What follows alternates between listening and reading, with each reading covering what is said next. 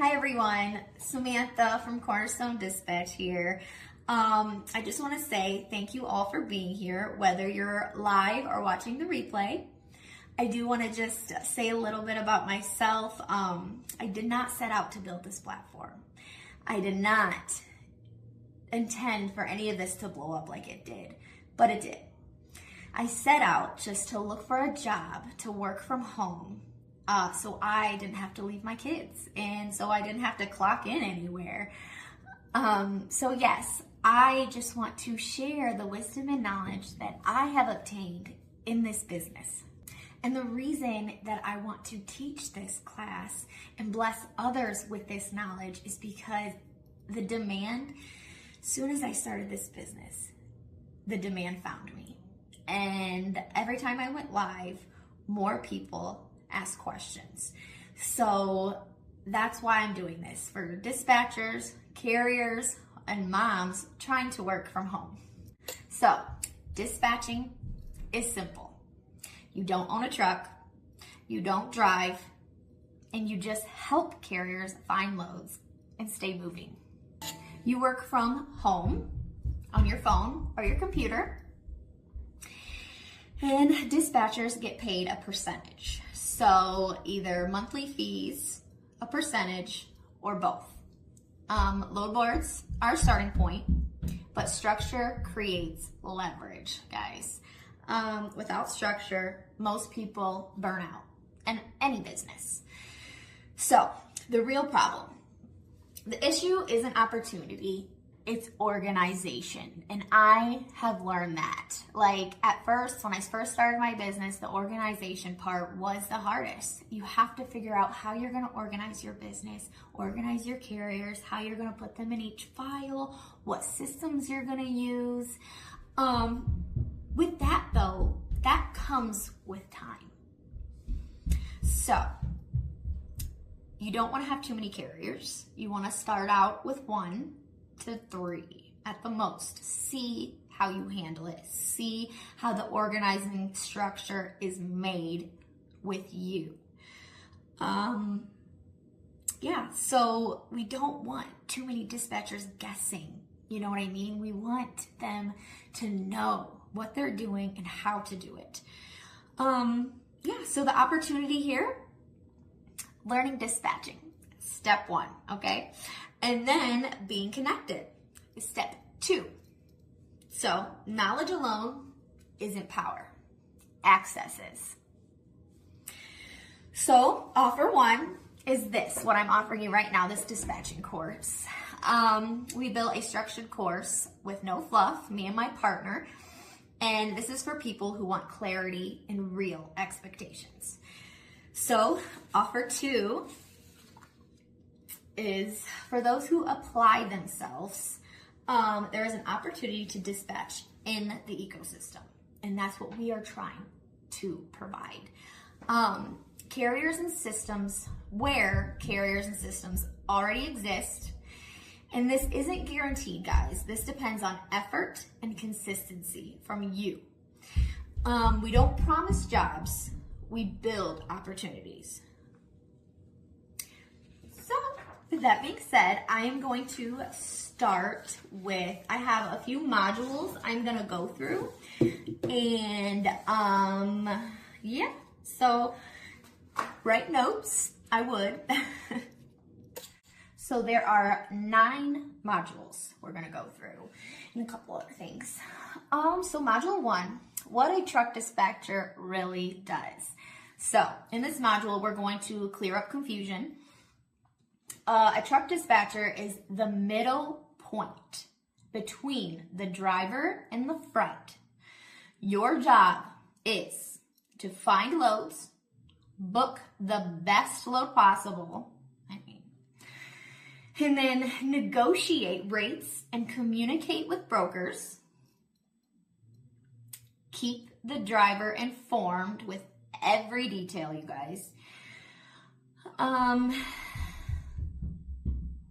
And help the truck stay moving legally and profitably. So you are the main point, remember this guys, of contact for drivers and clients. You are not a broker, you do not own freight, and you do not touch freight payments, okay? The carrier pays you.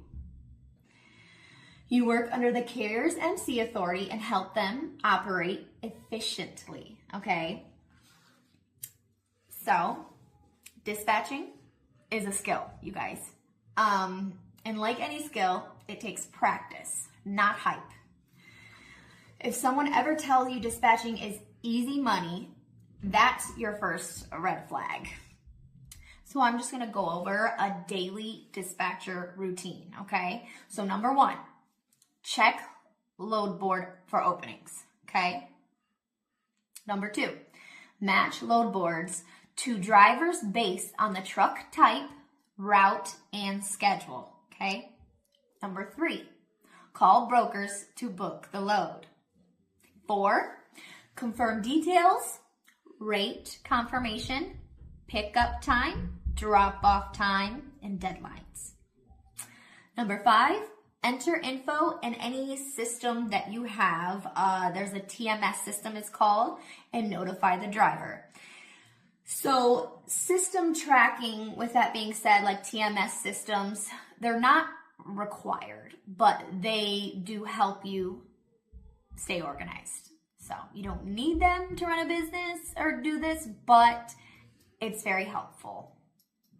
And then number 6, track progress and adjust for delays. Okay, so now we're gonna go through module 2. So module 2 consists of the equipment types that you will be dispatching. So I like to go over all of them so you are prepared.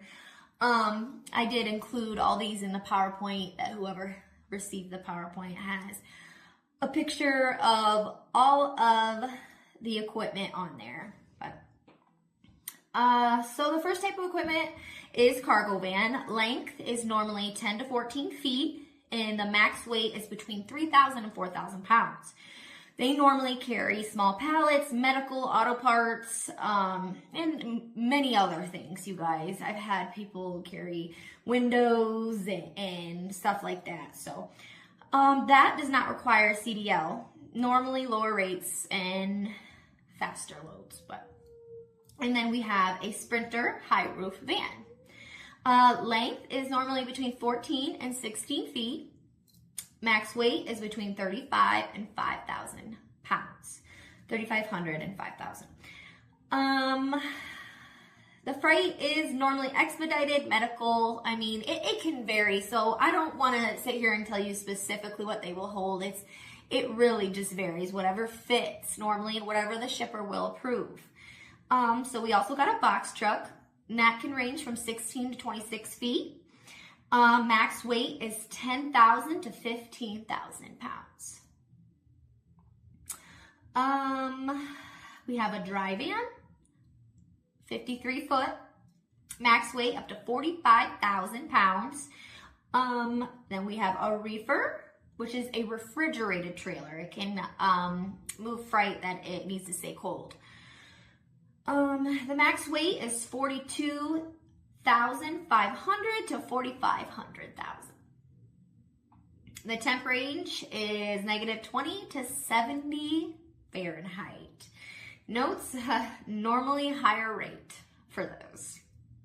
And we got a flatbed. Max weight, 48,000 pounds. Flatbed can run from 48 to 53 foot. Step deck or drop deck. It's lower than a flatbed. So rates are also higher with that. And those length and weight vary. It just depends on the equipment and the type that they have. There's also an RGN, which stands for removable gooseneck. That carries heavy equipment, very high pay for those as well. Oversized loads for those. Hot shot pickup trip plus a trailer. So a hot shot is a pickup truck with a long trailer behind. Can range from 25 to 40 foot. Sometimes, people have smaller ones. And also they can go up to like 44 foot that I've seen. You know how things adapt these days, so. But there's also power only. So that's where something just pulls a preloaded trailer from behind. We also have a tanker. That's for like hazmat endorsements. It carries like liquids or chemicals or fuel. We also have an auto hauler, and that clearly hauls vehicles. So, yes, so that includes all of the equipment types. As a beginner, I've heard like Drive-In and Hot Shots are usually the easiest to learn. I think Hot Shots, for me, that's what I learned first, and it was pretty easy, I'd say. But with that being said, you must always know the trailer length, the weight limits, and what the truck is legally allowed to haul. Because sometimes legally they won't be able to haul certain things, but that will normally be posted on the load board. Like when they post a load, not always, but they'll put what requirements that they are supposed to have. Never guess, never assume, always confirm, you guys. Confirm, you guys. So the next is module 3, which is the load boards simplified. Load boards are where freight is posted, okay? They're posted by the brokers or sometimes by the shippers, but mainly you'll be dealing with brokers. The most common ones are DAT and Truck Stop. And I also use 123 load board, and there's multiple other load boards that are connected to like certain brokers, but like I said, those are the main ones. So when you book a load, you are not looking for just any load, okay? You are looking for a good rate per mile. You are looking for low deadhead. So deadhead is the miles that a truck does not have any freight on it, and they are not getting paid for any of those miles, okay? So you want to lessen the amount of deadhead as possible. Also, realistic pickup and delivery times. Make sure the carrier/driver can make it there, okay? You don't want to tell a broker they can and they can't, okay? A cheap load that keeps the truck moving can still lose money, okay? You can run a trucker out of business by taking cheap freight. So your goal is not movement, it's profitability, okay? And of course, when you search for loads, okay? When you search for loads on the load board, to make sure that you're putting in the right filters, okay? It will have a filter for the equipment they have, the max length and max weight, okay? Okay, next is module 4, how to book a load step by step. Let's walk through the exact process of booking a load. First, you find a load that matches your truck, okay? Second, call the broker. Your first question is simple, okay? Hi, is this load still available from this place to that place? Question mark. So let's just say I am going from Toledo, Ohio to Tampa, Florida. But so you'll call the broker and say, hi, this is Samantha. I was calling about your load from Toledo, Ohio to Tampa, Florida. Is that still available? They tell you yes or no, and then instantly, normally, they ask for your MC. So you want to have that ready to give them right away. Then you confirm pickup time, delivery time, the weight and the length, and the commodity. Only after that you do that, then you talk about the rate and negotiate the rate, okay? If the numbers don't make sense, you guys walk away, okay? Confidence comes from knowing you have options. So, Learning how to search load boards efficiently is one of the hardest parts for beginners. You must evaluate the equipment type, so you want to match the equipment, the deadhead and empty miles, you can call them that as well, delivery deadline windows, and obviously you want to do a broker check.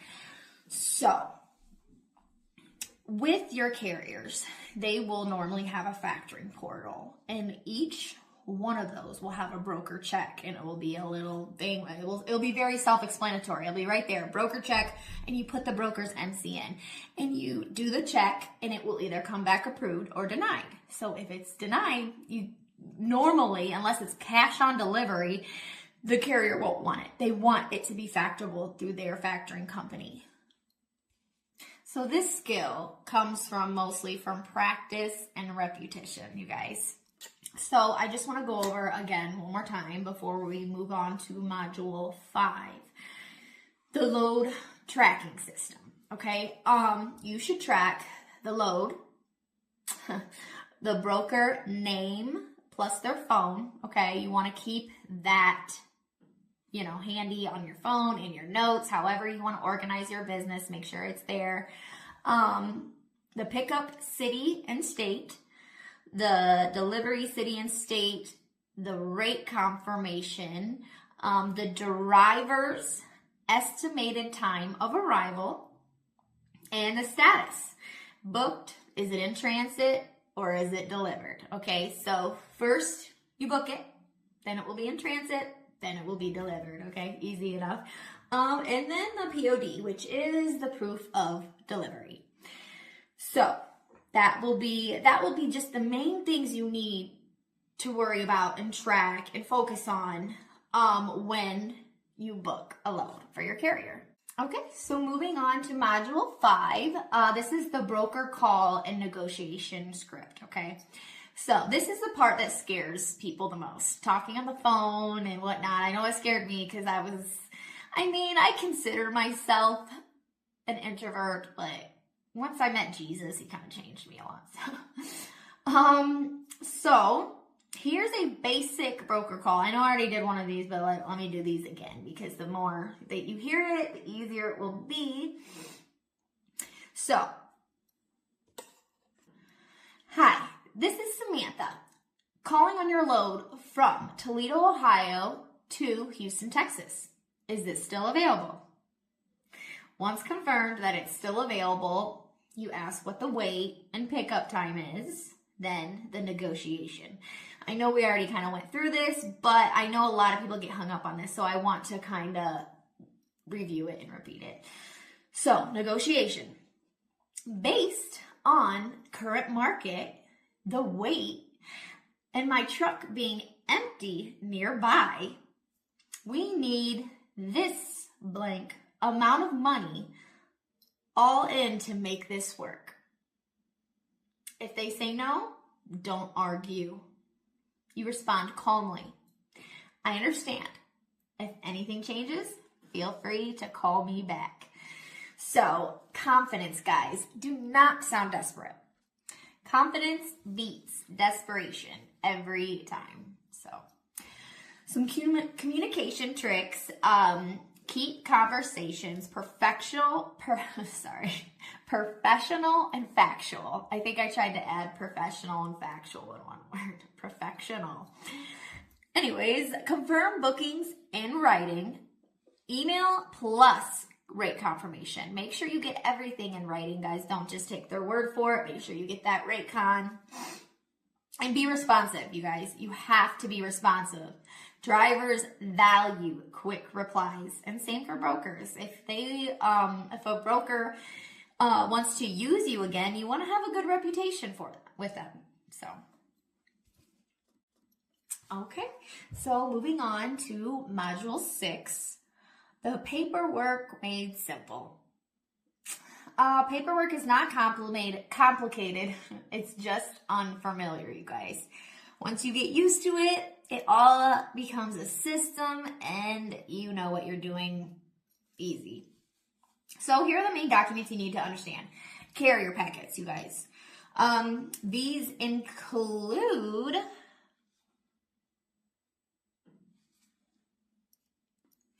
dispatcher agreements, which is something that you create for your carrier. And then you want to have a carrier profile. That is also something that is for you. So you know all of their information, which would include their email, their number, their equipment type, preferred lanes, and things like that, okay? So those are 2 forms. And then also their factoring authorization form. It's 3. And or their NOA, which is kind of the same thing. The factoring authorization is the factoring portal that they go through, which a lot of carriers have different ones. There's OTR Solutions, there's Frontier Funding, there's a lot. There's a lot, I've realized. So you need that from them. And then you will also need number 4, their certificate of insurance, which also is referred to as a COI. That is number 4. And then you'll also need their W-9, which is number 5. So let's go through that again. Dispatcher agreement, carrier profile, factoring authorization form, NOA. 4, the COI, which is the insurance. 5, you will need their W-9. 6, you will need their MC authority letter. And then also, I like to collect now because a lot of brokers ask for it. Number 7 is a picture of their VIN and their equipment. And also their ID. So there's 8 things there. Yeah, so all those things you want to collect from your carrier, okay? So everything, all of that information, you want to create a file or a folder, filing cabinet, computer, however you want to do it, and you want to put that all together for each carrier. So all of that will be included in the carrier packets, all that information you will need for the brokers, okay?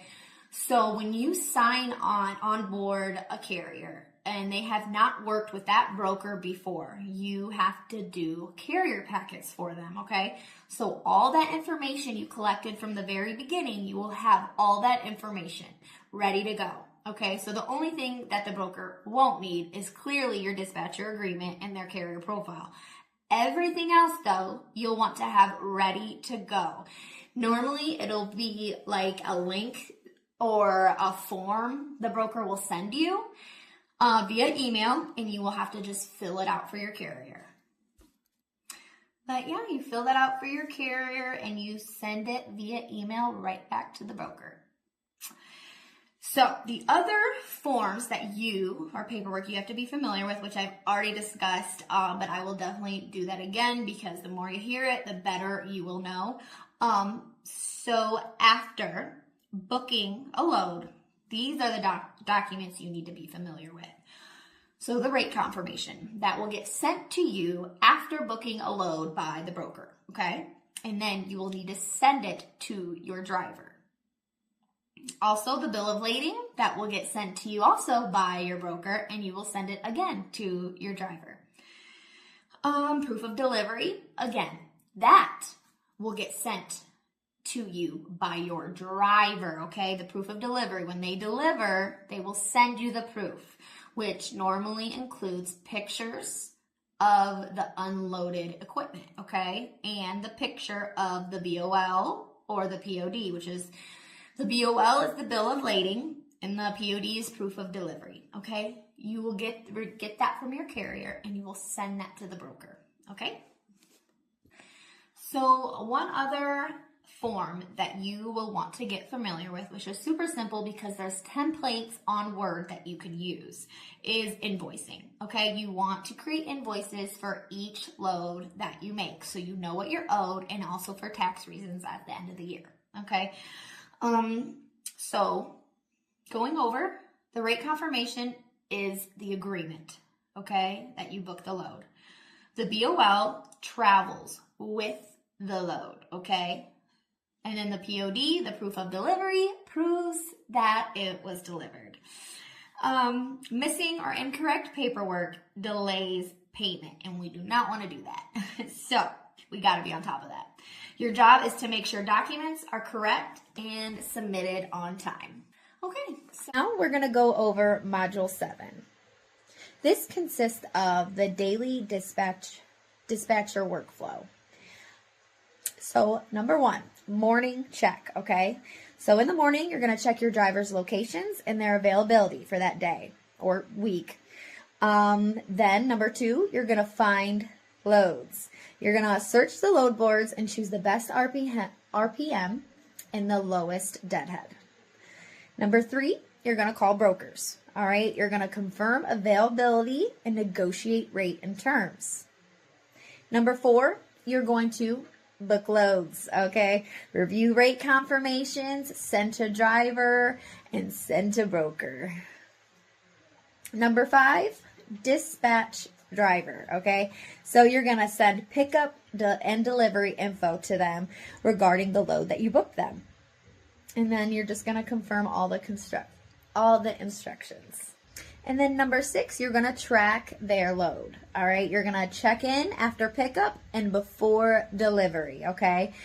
And then you're going to update the broker with their ETA and if there's any delays.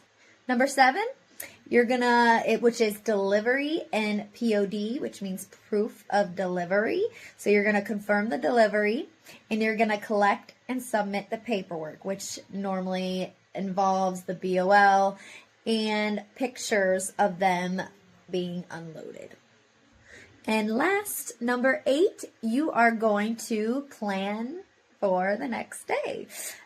See if there's any loads that you can plan for the next day or the following days of that week and follow up on any issues. So with all that being said, you guys, dispatchers, you don't need chaos. You just need consistency, okay? And good dispatchers are calm under pressure because they follow systems. Okay, so moving on to Module 8.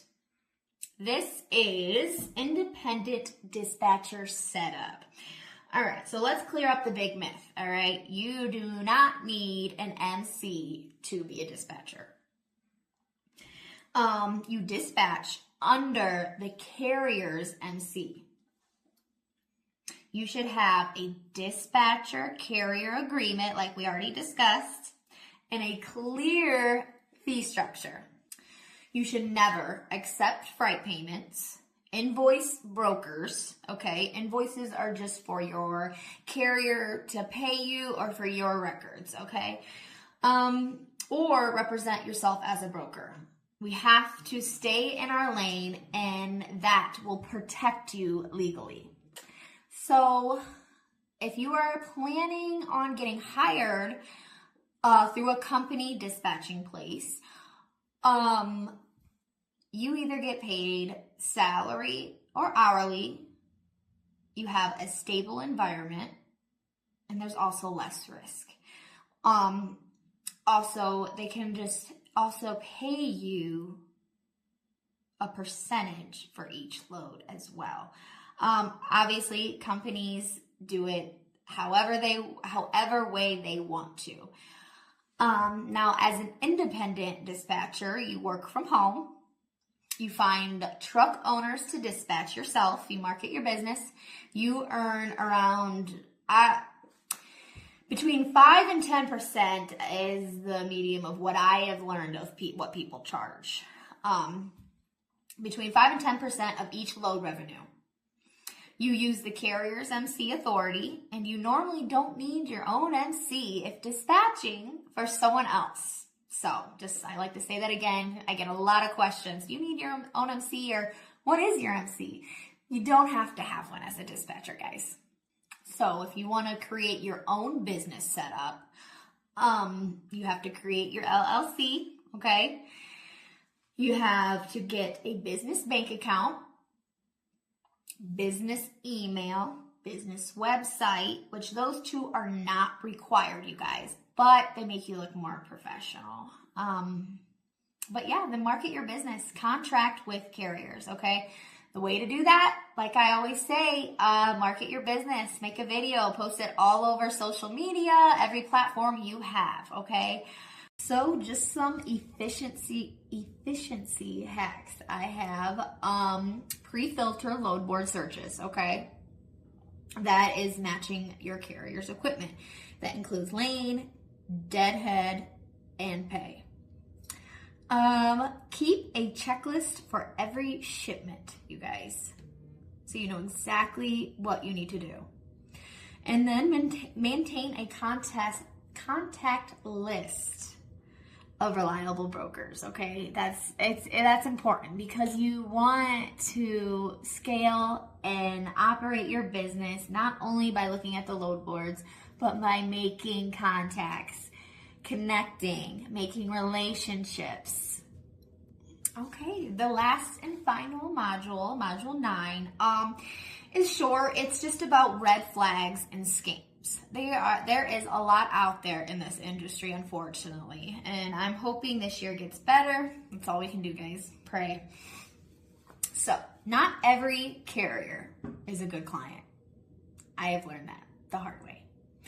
And not every broker is honest. I've also learned that the hard way. But that's part of this business, okay? As long as you're being honest and you're doing the best you can, that is all that matters, you guys. So just a couple red flags include no written agreement, pressure to break rules, vague payment promises, and yeah, I mean, those 3 main things. Just always get the documentation signed that you need, okay? And make sure you have set up a payment plan with them. You can, some factoring companies allow you to link with them through their factoring portal, like OTR does, but a lot don't. So you have to come up with another payment plan for them, either paid by each load or paid once a week. It's something that you and your carrier agree upon together. Integrity matters, you guys. If something feels off, it probably is, okay? So just use your intuition on this. Also, it's better to walk away than to clean up a mess later, okay? That's so important. So I'm just going to go over like 3 common questions that a lot of people have, which I know I've already went through it and went over it in this course, but I'm just going to repeat it. So, do you need a license? No formal license is needed for this. Nothing formal is required to be a dispatcher, okay? A training course can help, but it's not a legal requirement, but it definitely can help. So, is it easy to get a job without experience? Answer, entry jobs are scarce. So, often companies prefer experience or dispatch training. Many dispatchers recommend starting in logistics or on-the-job training instead of just online courses. My recommendation is both, honestly. Like, when I first started, I bought a book from my partner, actually, to learn how to do this. And then I did my own research. And I believe for anyone that wants to become a good dispatcher, yes, get some training, okay, from someone that knows more. But also, do your own research along with it, you guys. So that wraps up what I have for you guys right now. So dispatching is not just about money, you guys. It's also about responsibility. You're helping someone provide for their family, okay? And you're also helping a business stay moving. And that's just, I mean, that's important. So with that being said, your best bet is to do this with honesty, patience, and excellence, okay? You don't need to know everything today, okay? So get that out of your head right now. You don't have to know everything. Just keep trying to do research and learn. If you are serious about this, you can do it. So, like I said, you don't need to know everything today. You just need to be willing to learn and practice, as I said. Yeah, so I just pray that this reaches everyone that it's supposed to reach, okay? And I pray that you guys receive every piece of information that I discussed in here, okay? I'm just a mom. I work from home, and this gave me options, you guys. This is amazing. It's a blessing. This isn't about getting rich quick, okay? This is about building something that's real and that fits your life, okay? Everybody wants freedom. Not everybody is willing to build it. You gotta build it, you guys. I just pray that this reaches everyone, and I pray that you guys receive this. Thank you so much for being here. I'm so blessed to be able to do this and help others in any way I can. Just remember, you guys, you are more capable than you think. God bless you. I want to leave you with something important. Everything you learned today works, but let's be real for a second. When you actually sit down to dispatch and build your business and talk to your carriers, you're not going to remember everything by memory. That's exactly why we created an A to Z truck dispatching guide. This is the exact system we use broken down step by step. To setting up correctly, to finding and working with carriers, to load boards, scripts, and paperwork, pricing, and daily operations. It's not fluff. It's a keep forever reference guide you can pull up anytime you need clarity. I'm offering it today for $19.99, so you don't have to guess, get stuck, or second guess yourself later. Once you have it, it's yours. Download it, save it, and use it whenever you need it. If you're serious about doing this the right way and want something you can always come back to grab the guide now before you leave. Just reach out to me or Davion for that guide. Thanks, guys.